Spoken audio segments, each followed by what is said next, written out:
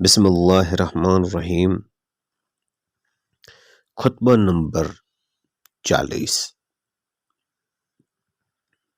امام علی علیہ السلام نے جب خوارج کا قول لا حکم الا اللہ، حکم اللہ ہی کے لیے مخصوص ہے، سنا تب فرمایا یہ جملہ تو صحیح ہے مگر جو مطلب وہ لیتے ہیں وہ غلط ہے۔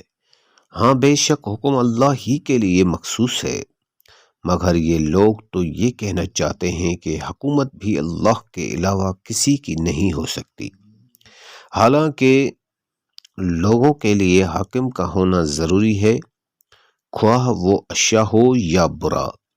اگر اچھا ہوگا تو مومن اس کی حکومت میں شامل کر سکے گا، اور برا ہوگا تو کافر اس کے عہد میں اس سے بہرہ اندوز ہوگا، اور اللہ اس نظام حکومت میں ہر چیز کی آخری حدوں تک پہنچا دے گا۔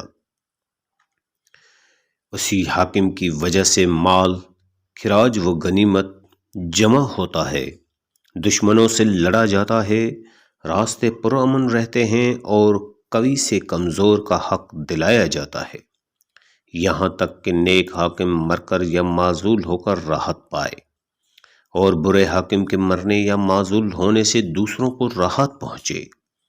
ایک دوسری روایت میں اس طرح ہے کہ جب آپ نے تحکیم کے سلسلے میں ان کا قول سنا تو فرمایا کہ تمہارے بارے میں حکم خدا ہی کا منتظر ہوں۔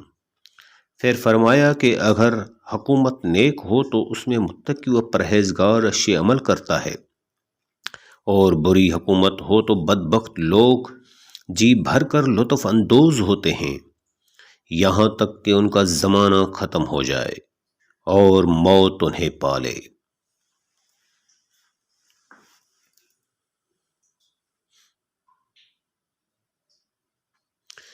ہمارے چینل کو لائک اینڈ سبسکرائب کریں، اور ساتھ ہی ساتھ بیل آئیکن پر کلک کر کے ہماری ہر نئی آنے والی ویڈیوز کو پہلے سے پہلے دیکھیں۔ خطبہ نمبر 41۔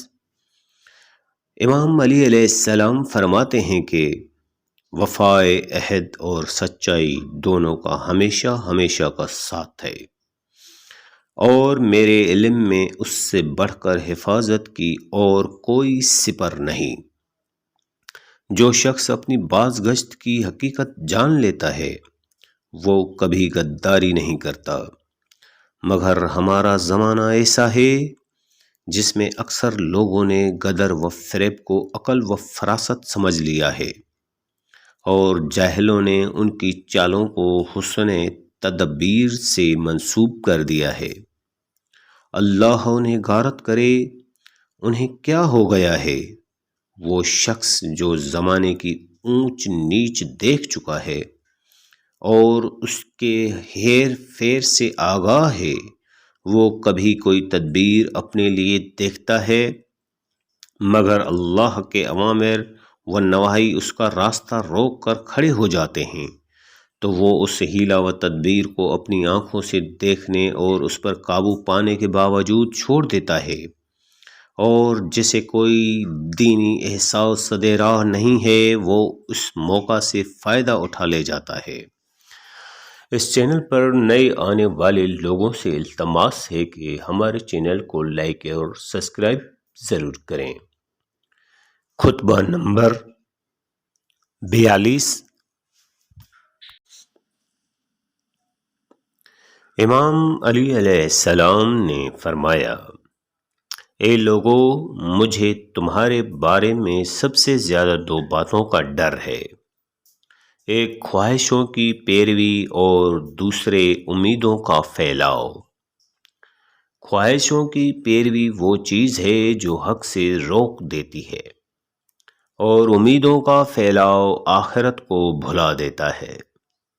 تمہیں معلوم ہونا چاہیے کہ دنیا تیزی سے جا رہی ہے اور اس میں سے کچھ باقی نہیں رہ گیا ہے، مگر اتنا ہے کہ جیسے کوئی انڈیلنے والا برتن کو انڈیلے تو اس میں کچھ تری باقی رہ جاتی ہے، اور آخرت ادھر کا رخ لیے ہوئے آ رہی ہے، اور دنیا و آخرت ہر ایک والے خاص آدمی ہوتے ہیں، تو تم فرزند آخرت بنو اور ابنائے دنیا نہ بنو، اس لیے کہ ہر بیٹا روز قیامت اپنی ماں سے منسلک ہوگا۔ آج عمل کا دن ہے اور حساب نہیں ہے، اور کل حساب کا دن ہوگا، عمل نہ ہو سکے گا۔ علامہ رضی کہتے ہیں کہ الجز کے معنی تیز روح کے ہیں، اور بعد میں الجزا روایت کیا ہے۔ اس روایت کی بنا پر معنی یہ ہوں گے کہ دنیا کی لذتوں کا سلسلہ جلد ختم ہو جائے گا۔ تو اب بڑھتے ہیں خطبہ نمبر 43 کی طرف۔ خطبہ نمبر 43، امام علی علیہ السلام نے جب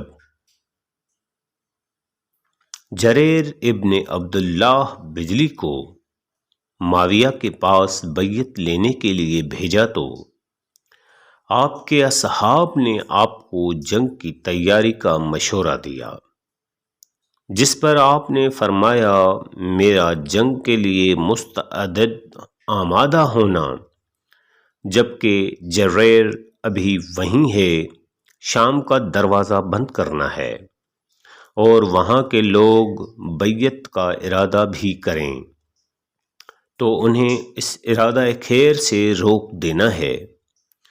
بے شک میں نے جریر کے لیے ایک وقت مقرر کر دیا ہے، اس کے بعد وہ ٹھہرے گا تو یا ان سے فریب میں مبتلا ہو کر یا عمدن سرتابی کرتے ہوئے۔ صحیح رائے کا تقاضا صبر و توقف ہے، اس لیے ابھی ٹھہرے رہو۔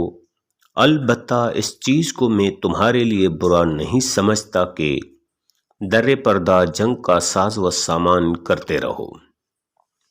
میں نے اس امر کو اچھی طرح سے پرکھ لیا ہے اور اندر باہر سے دیکھ لیا ہے، مجھے تو جنگ کے علاوہ کوئی چارہ نظر نہیں آتا، یا یہ کہ رسول صلی اللہ علیہ وآلہ وسلم کی دی ہوئی خبروں سے انکار کر دوں۔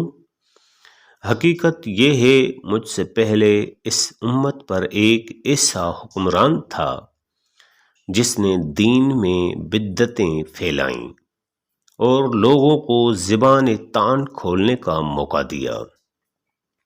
پہلے تو لوگوں نے اسے زبانی کہا سنا، پھر اس پر بگڑے اور آخر سارا ڈھانچہ بدل دیا۔